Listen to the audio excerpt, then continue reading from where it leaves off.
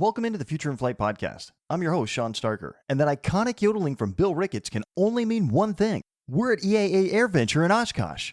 That's right, we couldn't fit all the awesomeness from the biggest aviation event of the year into just one episode, so we're back in Wisconsin to soak up a little more. Today, we're diving deep into the world of aerial firefighting with an incredible behind-the-scenes tour of the FireBoss aircraft, courtesy of our friends at Whip Air. We'll explore how this amazing machine can scoop 820 gallons of water in just 15 seconds, and what it's really like to pilot one of these aerial firefighters. Plus, we've got huge news from EAA AirVenture about the revolutionary MOSAIC rule that's about to change everything for aspiring pilots. And we'll wrap up with a sweet discovery that's perfect for warm summer days on the flight line. So buckle up and prepare for takeoff. This episode is packed with innovation, adventure, and sugary goodness. Let's roll. The bear went over the mountain. The bear went over the mountain to see what he could see. I'm standing in the shadow of a towering titan of aerial fire suppression, joined by Shanti, the marketing and communication manager for Whip Air, and a great friend of the show. She's about to give us an incredible tour of the FireBoss, an aerial firefighting aircraft that's changing how we fight wildfires.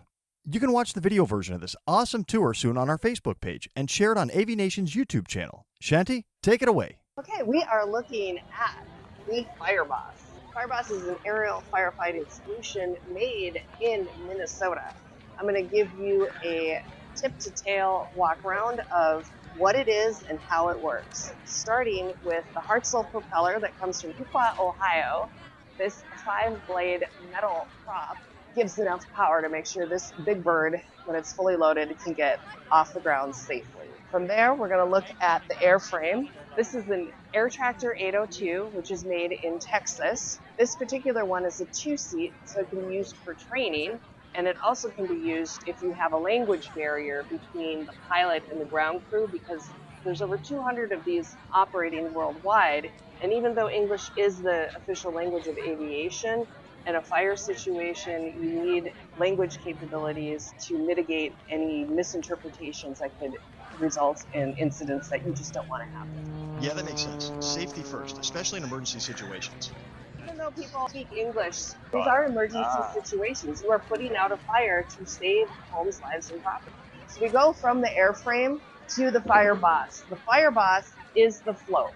It is made by Whip Air in South St. Paul, Minnesota. They have engineered everything on this float to turn it from what you would see on a seaplane to an aerial firefighting solution. So this isn't just a regular seaplane. Number one question we get at all these shows of the FireBoss is, where does the water go? How much water fits in the floats? And we'll say, none, because the water isn't stored in the floats. I will show you how that happens.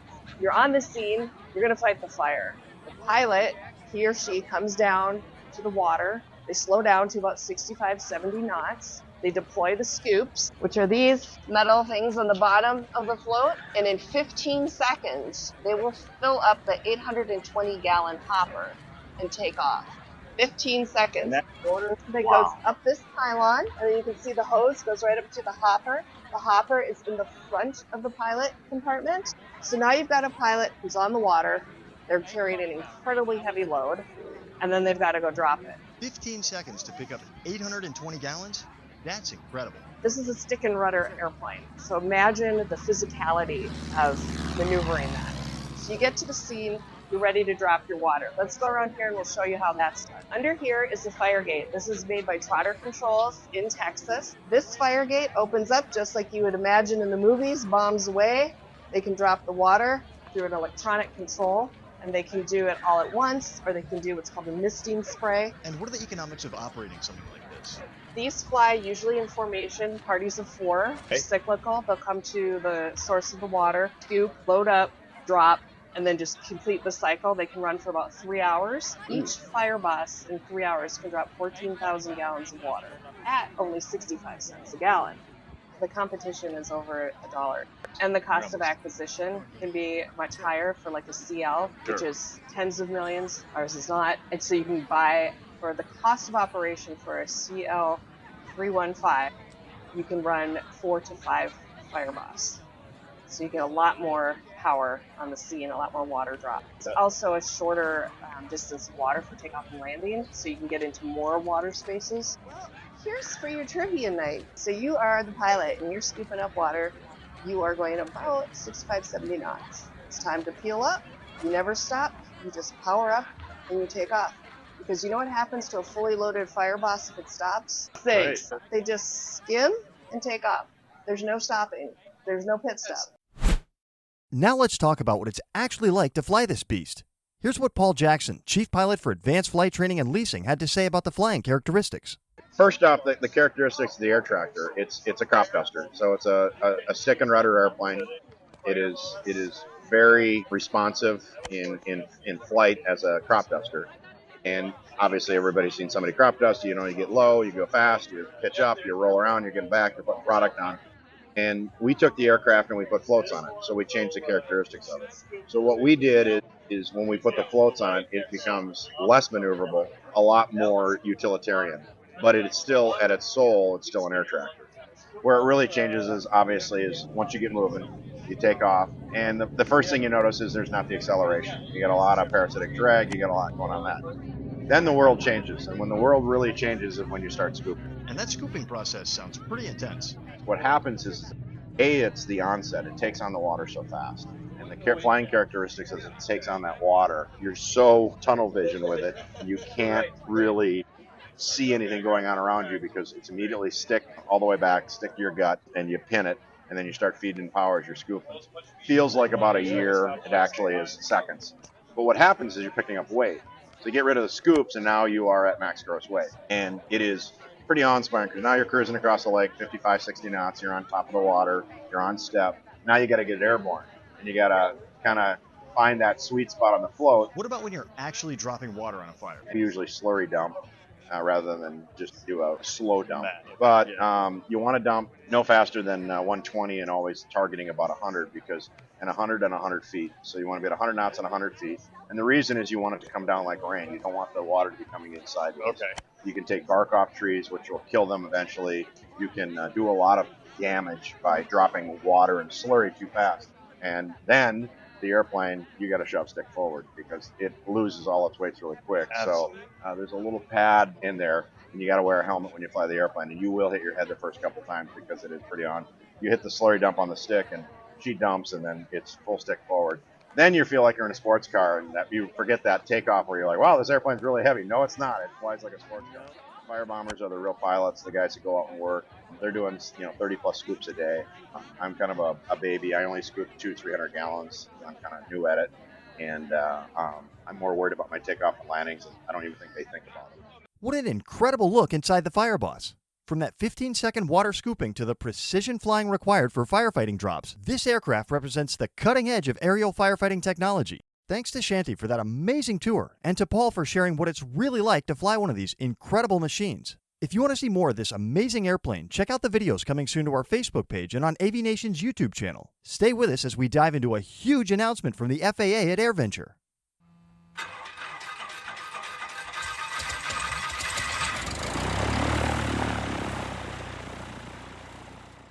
Welcome back. If you're dreaming of taking to the skies, today's episode could change everything you thought you knew about learning to fly.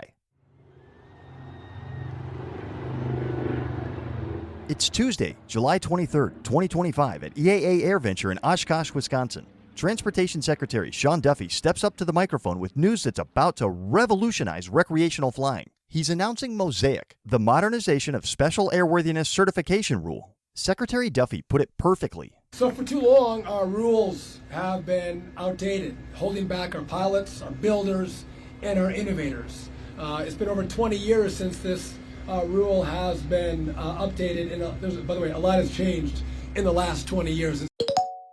To understand why this matters, think about light sport aircraft rules from 2004. They were stuck at 1,320 pounds maximum, 2 seats only, and couldn't fly faster than 120 knots. It was like having a smartphone that could only make calls.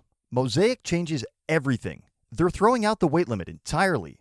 Instead, aircraft are classified by stall speed, up to 61 knots. This single change opens up 70% of the current general aviation fleet to sport pilots. What does that mean for you? Well, you could learn to fly in a Cessna 172, the world's most common training aircraft, with just a sport pilot certificate. Piper Cherokees, Cessna 150s, aircraft that have been the backbone of flight training for decades, are now accessible with less training time and lower medical requirements. But it gets better. MOSAIC allows light sport aircraft to have up to 4 seats, retractable landing gear, and even electric propulsion systems. Now, why should this matter to you as a young aspiring pilot? 3 huge reasons. First, cost. Sport pilot certificates require 20 hours minimum versus 40 hours for private pilot's licenses. With flight training costing $150 to $200 an hour, that could save you thousands of dollars. Second, medical requirements. Sport pilots just need a valid driver's license instead of expensive FAA medical certificates.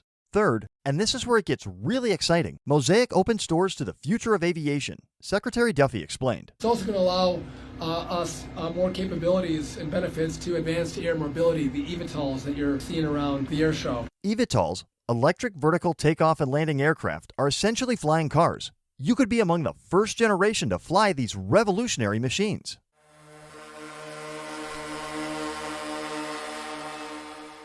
The rule also creates new commercial opportunities. Light sport aircraft can now do aerial photography, infrastructure inspections, and search and rescue operations. If you're thinking about an aviation career, MOSAIC just created pathways that didn't exist 6 months ago. The aviation industry desperately needs new pilots. Airlines are scrambling to find qualified aviators, and the traditional pathway, military service or expensive civilian training, isn't producing enough. MOSAIC creates alternative routes into aviation careers.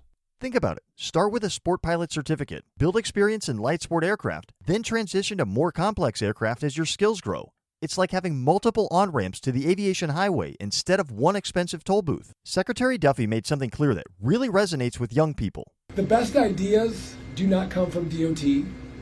The best ideas don't come from the FAA. The best ideas come from all of you on how we can do a better job. He continued. If you have great ideas on what we can do differently, what we can do better, that's going to drive innovation and drive safety, we are all ears. The timeline is aggressive. Pilot changes take effect October 22nd, 2025, with aircraft certification following in July 2026. This is your invitation to shape aviation's future. The younger generation understands innovation in ways that might not occur to regulators who learn to fly an analog aircraft. The aviation industry needs your fresh perspective and willingness to challenge how things have always been done. Secretary Duffy emphasized the administration's commitment to this project. We want to encourage way more interest in aviation, and it's going to enhance safety by ensuring the latest technologies are able to be incorporated into all of your aircrafts.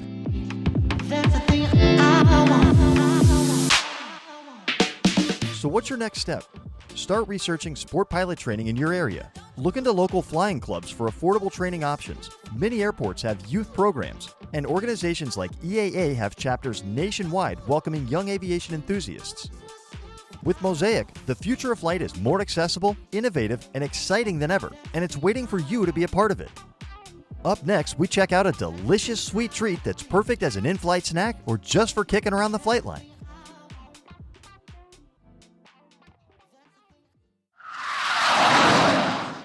Picture this. You're walking through the world's greatest aviation gathering, surrounded by vintage warbirds and cutting-edge aircraft. The smell of avgas mixes with... Wait, is that cookie dough? Yes. Yes, it is. I had a dream last night. When I woke up, I remembered it, but just a moment ago... It's gone, it's gone. 1 year. 365 days. That's how long I waited to get back to EAA AirVenture after discovering something that would change my entire perspective on airport food forever. Not another greasy burger or overpriced nachos, but something that made my inner child do barrel rolls with excitement. You see, between the rows of gleaming aircraft and vintage warbirds, Shannon and Caitlin from the cookie dough shop had set up Desi, their mobile operation. And let me tell you something about their cookie dough. This isn't your typical raw egg danger zone situation. This is completely safe, edible cookie dough that tastes like pure childhood nostalgia. Now, stay with me here. I'm going to make a connection between cookie dough and aviation. Both require precision, passion, and the courage to take an idea from dream to reality.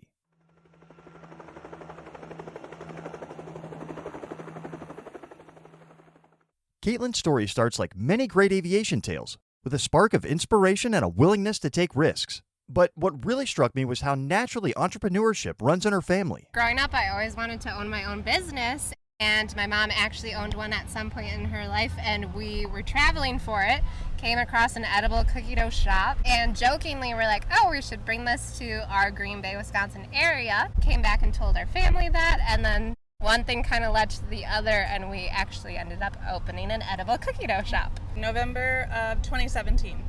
Sound familiar? It's the same entrepreneurial DNA that drove the Wright brothers to look at bicycles and think, yeah, that'll fly. Sometimes the best ideas come from connecting two things that seem completely unrelated. In this case, a family joke became a thriving business that's now bringing joy to aviation enthusiasts here in Wisconsin. What really impressed me wasn't just that they took the leap, but how they approached perfecting their product.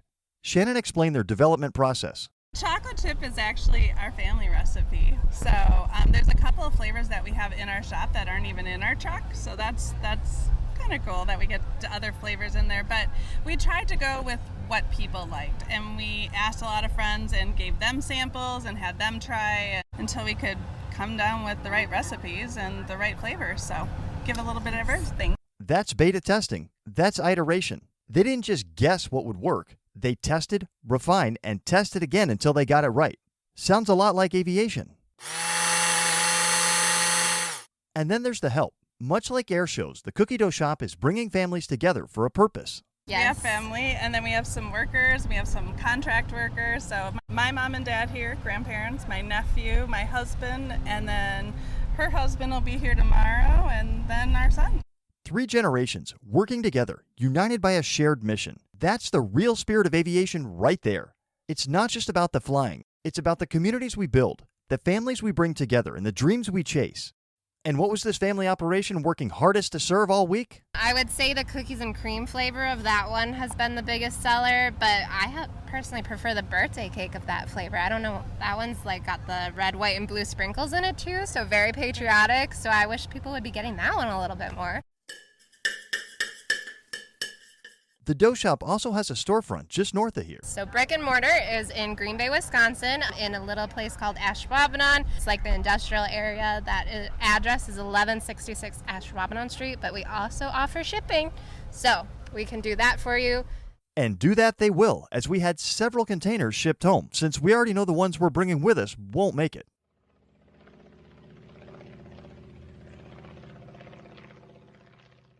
It's said that aviation is a place for dreams. At AirVenture, those dreams just got a little sweeter thanks to the Dough Shop. Make sure to check them out online, or if you're going to AirVenture next year, definitely stop by and get yourself a scoop.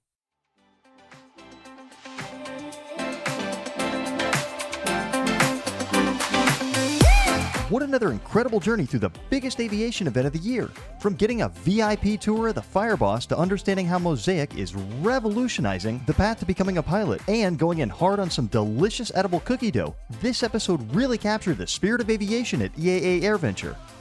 A huge thank you to Shanti from Whip Air for that amazing tour of the FireBoss and for showing us how cutting-edge technology is making aerial firefighting more effective than ever. And a special shout out to Caitlin and Shannon from the Dough Shop for not only serving up some seriously delicious cookie dough, but for reminding us that aviation is about bringing families together and chasing dreams. Whether you're already pursuing your pilot's license or dreaming of jobs closer to the ground, remember that the future of flight is more accessible now than ever. The aviation community needs fresh perspectives and innovative thinking, and that could be you. That's a wrap on this episode of the Future in Flight podcast. If you enjoyed what you heard today, please subscribe to our show wherever you get your podcasts and leave us a review. It helps us tremendously and enables other aviation enthusiasts to discover the show. Until next time, we'll see you out there and up there.